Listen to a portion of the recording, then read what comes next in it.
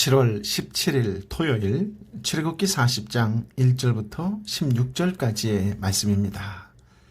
이스라엘 백성은 성막을 건설하는 과정에서 세밀한 부분까지 모든 것을 여호와께서 명하신 대로 순종해야 한다는 것을 반복해서 배웠습니다. 순종은 그들이 광야를 이동할 때나 가나안에 정착한 이후에도 몸에 익어 있어야 할 하나님 백성으로서의 가장 기본적인 태도입니다. 순종이 아니고서는 여호와께서 주시는 복을 누릴 수 없습니다. 이러한 순종을 성막 건설 과정에서 배운 것이지요. 오늘 함께 묵상할 40장은 출애굽기 전체의 결론이자 여호와 하나님의 율법 지침과 더불어 하나님의 임재 가운데서 예배드리는 성막 건축 기사의 결론 부분입니다. 먼저 성막을 조립하여 세우는 과정을 헤아려 볼까요? 1절부터 11절까지의 말씀을 함께 읽어보겠습니다. 그때 여호와께서 모세에게 말씀하셨습니다. 너는 첫째 달 1일에 성막 곧 회막을 세워라. 그 안에 증거궤를 놓고 가리개로 궤를 가려라. 상을 가져와 상 위에 놓아야 할 것들을 차려놓고 등잔대를 가져와 등불을 켜라. 금분향 제단은 증거궤 앞에 놓고 성막문에 휘장을 들이워라. 성막 곧 회막문 앞에 번제단을 놓고 회막과 제단 사이에는 대야를 두고 그 속에 물을 담아 놓아라. 주위에 뜰을 세우고 뜰 문에 휘장을 들이워라. 기름 부음용 기름을 가져다가 성막에 바르고 그 안에 있는 것들에도 다 발라 성막과 그 안에 있는 가구들을 다 거룩하게 하여라. 그러면 성막이 거룩할 것이다. 번제단과 그 모든 기구들에 발라 제단을 거룩하게 하여라. 그러면 그 단이 지극히 거룩해질 것이다. 대야와 그 받침대에도 발라 거룩하게 하여라. 아멘. 하나님께서 모든 것이 만족스럽게 완성된 것을 보시고 모세에게 언제 성막을 칠 것인지 명령하셨습니다. 2절의 첫째 달 1일은 이스라엘 백성들이 출애굽한 때로부터 대략 1년이 지난 출애굽 제2년 1월 1일입니다. 또한 이날은 백성들이 시내산에 도착한 지 대략 9개월에서 10개월이 지난 때였습니다. 이처럼 성막을 세우는 일에는 많은 준비 기간이 소요되었는데 그간의 착실한 준비 상황으로 인해 마침내 이날에 완공되었습니다. 성막과 회막은 같은 말입니다. 성막이라고 할 때는 하나님께 제사를 드리는 거룩한 곳이라는 점을, 회막이라고 하면 하나님과의 만남, 즉 민족의 중대사를 하나님 앞에서 결정하기 위한 만남의 장소라는 점을 강조합니다. 따라서 성막 혹은 회막은 이스라엘에 있어서 종교와 정치를 동시에 관장하는 거룩한 장소로 모든 것이 하나님의 뜻에 따라 좌우된다는 점을 나타냅니다. 이제 여호와께서는 모세에게 성막의 뼈대를 세운 뒤에 모든 기물을 적절한 위치에 배치할 것을 지시하셨습니다. 성막 건축에서 가장 우선적인 일은 성막의 뼈대를 제대로 세우는 일입니다. 그런 뒤에 성막에 쓰일 기구들을 제자리에 들여놓는 일을 진행해야 합니다. 그렇습니다. 모든 일은 질서와 순서대로 해야 합니다. 맨 먼저 성막에 들여놓을 기물은 언약궤, 즉 증거궤입니다. 그리고 휘장으로 이를 가리는데 이곳이 바로 지성소입니다. 성소에 들여놓을 기물은 세 가지이지요. 상을 들여놓고 그 위에 물품들을 진설해야 합니다. 등잔대를 성소에 놓고 등잔에 불을 밝혀야 합니다. 금 분향 향단을 성소에 들여놓아야 하지요. 지성소와 성소의 비품들을 제자리에 놓은 뒤에 성막 문에 휘장을 달아야 합니다. 그 다음에 성막 뜰에 놓을 기구들을 제자리에 놓아야 합니다. 먼저 번제단을 성막 문 앞에 두고 대야 즉 물두멍은 성막과 제단 사이에 놓고 그 속을 물로 채워야 합니다. 성막 뜰 주위에 포장을 치고 뜰 문에 휘장을 달아야 합니다. 모세는 성막의 기물들을 제자리에 놓은 뒤 성막에 기름을 붓고 그 안에 있는 모든 기물에 기름을 바르는 예식을 행해야 합니다. 그러면 기물들이 거룩해질 것입니다. 그렇습니다. 이스라엘 백성이 출애굽 후 1년 동안 난관을 극복하고 드디어 모든 준비를 마치고 새해 첫 시간에 하나님의 성막을 세우는 것은 놀라운 은혜이자 큰 복입니다. 하루의 첫 시간, 한 달의 첫날, 한 해의 초하루를 하나님과 함께 시작한다면 그것은 놀라운 특권이 아닐 수 없습니다. 혹시 새해 첫날의 결심과 결단을 기억하십니까? 하나님 앞에서 올 한 해는 이렇게 살아야지 하며 결단하고 결심했던 것 말입니다. 한 달의 첫날을 누구와 함께 시작하십니까? 하루를 어떻게 시작하고 있습니까? 첫날 첫 시간의 기대와 감격으로 하나님의 임재 장소인 성막을 세운 이스라엘 백성의 떨림이 오늘 저와 여러분의 삶 속에도 있기를 예수님의 이름으로 축원합니다. 아멘. 12절부터 16절까지의 말씀을 함께 읽어볼까요?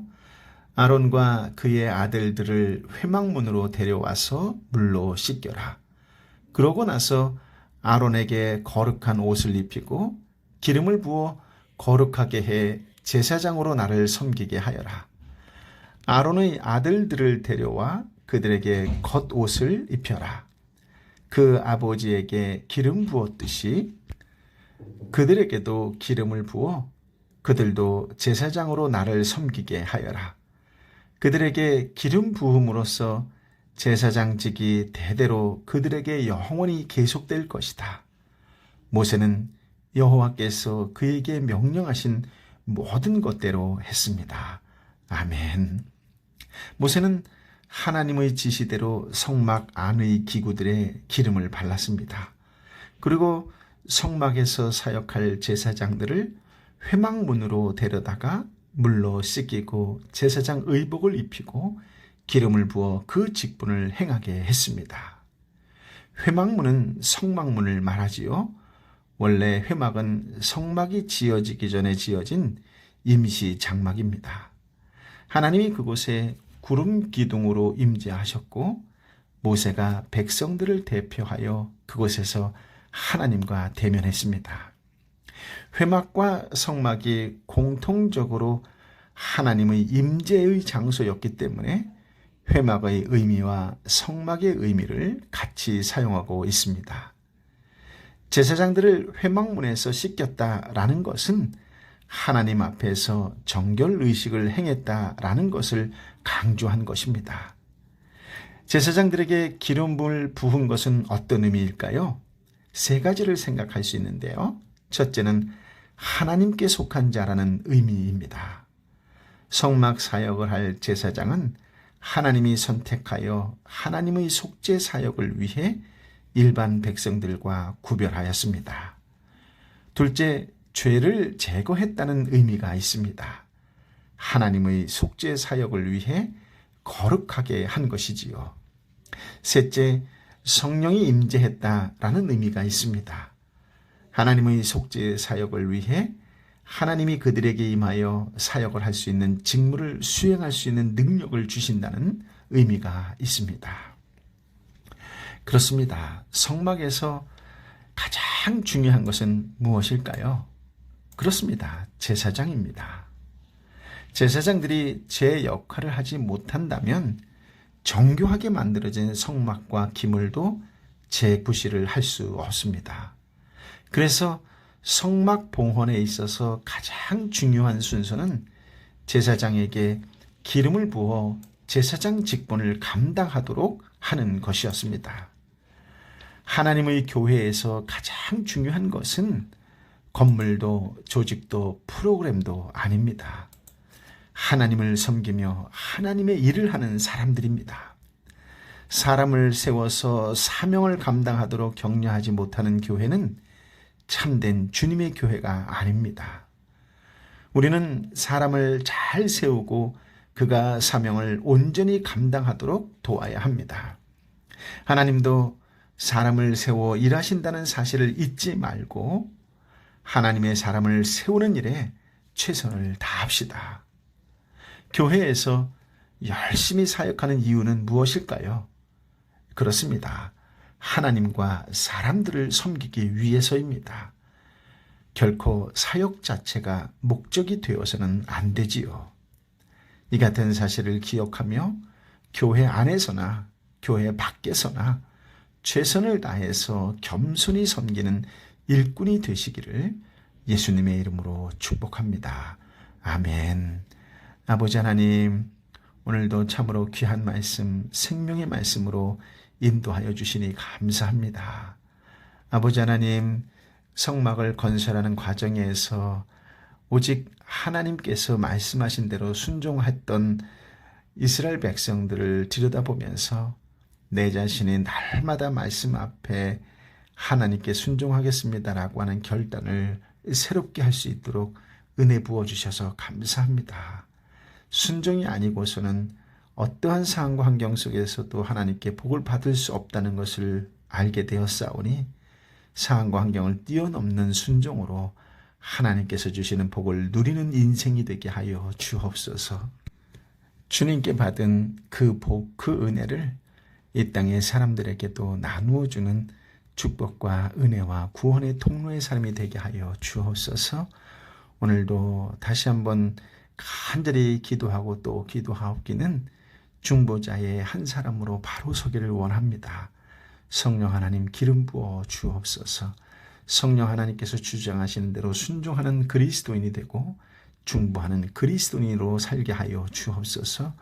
오늘도 육신의 질병으로 아파하고 힘들어하고 지쳐있는 형제와 자매를 위하여 끝까지 이름 불러가며 기도하는 하나님의 사람, 그 한 사람이 되게 하여 주옵소서. 경제적으로 육체적으로 여러 가지 환경 속에서 아파하고 힘들어하고 지쳐있고 어떻게 해야 할지 몰라 유리방황하는 영혼을 위하여 끝까지 기도해주는 한 사람이 되게 하여 주옵소서. 부모님을 위한 기도, 자녀를 위한 기도, 다음 세대를 위한 기도를 하는 곳마다 주여 성령을 부어주시어서 그 기도가 하나님의 마음을 따뜻하게 하고 이 땅의 사람들을 활짝 그 마음을 열어 주님께 올 수 있도록 인도하는 통로가 되게 하여 주옵소서. 주께서 주신 중보자의 사역을 온전히 감당하는 믿음의 사람이 되길 원합니다. 예배의 사람이 되길 원합니다. 성령이여, 성령이여 불처럼 바람처럼 임하여 주옵소서. 이 땅의 사람들을 불쌍히 여겨 주옵소서. 이 땅의 교회를 불쌍히 여겨 주옵소서. 이 땅과 열방의 선교사님들을 주여 붙잡아 주옵소서. 오 성령이여 임하여 주옵소서. 이제는 길이요 진리요 생명 되신 우리 주님 예수 그리스도의 은혜와 아버지 하나님의 크신 사랑과 성령 하나님의 위로 역사 교통 충만하심이 주신 말씀을 붙잡고 온전히 하나님의 뜻에 따라 하나님의 말씀에 따라 순종하는 자로 살겠노라고 다시금 말씀 앞에 결단하고 결심하는 하나님의 사람들 한 사람 한 사람 머리 위에 함께 기도하며 나아가는 삼터와 일터와 공동체와 열방의 선교사님과 선교지 위에 역사하여 주옵기를 간절히 축원하옵나이다. 아멘.